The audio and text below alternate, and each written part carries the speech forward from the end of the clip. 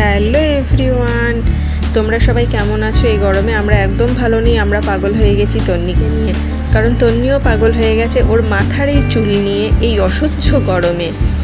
তো আজ কদিন ধরেই সন্ধ্যাবেলা ও খুব চিৎকার করছে গরমে, আর সমানে মাথা চুলকাচ্ছে।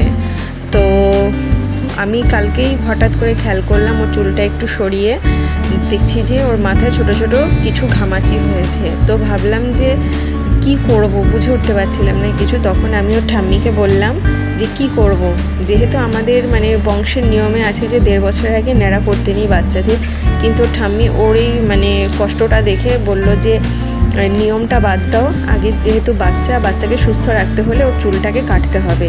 তো ভিডিওর প্রথমেই দেখছো যে তন্নিক ওর ঠাম্মি কিছু একটা করছে। তো তন্নিক ওর ঠাম্মি কিছুই করছিল না, তন্নির চুলটাকে ছোট ছোট করে কেটে দিচ্ছিল কেচে দিয়ে, যাতে ওর বাবা এসে ট্রিমার দিয়ে চুলটাকে ওর ন্যাড়া করতে সুবিধা হয়।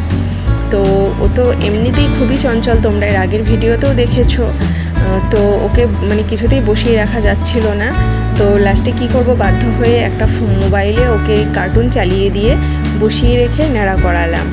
তো ন্যাড়া করতে করতে তাও যথারীতিভাবে ও সমানে মাথা নাড়াচ্ছে, দুষ্টুমি করছে, চিৎকার করছে, কারণ ওর মাথাতে সচরাচর ও কাউকে হাত দিতে দেয় না। মাথাতে আর যাই করো, ওর মাথার মুখে হাত দিলে ও খুব রেগে যায়। তো এই গরমের থেকে ওকে বাঁচানোর জন্য আমরা সিদ্ধান্তটা নিতে বাধ্য হলাম। যেহেতু আমাদের 1.5 বছর আগে ন্যাড়া করতে নেই, তো ওর চুলটাকে আমরা একটা প্লাস্টিকে ভরে রেখেছি। সেই চুলটা আমরা 1.5 বছর বয়স যখন হবে ওর কলা গাছের গোড়ায় দেব। তো তোমাদের এই ভিডিওটা কেমন লাগলো অবশ্যই আমাকে জানিও, কমেন্ট করে জানিও। তো আজকের মতন এখানেই আমি ভিডিওটাকে শেষ করছি। Tata, by.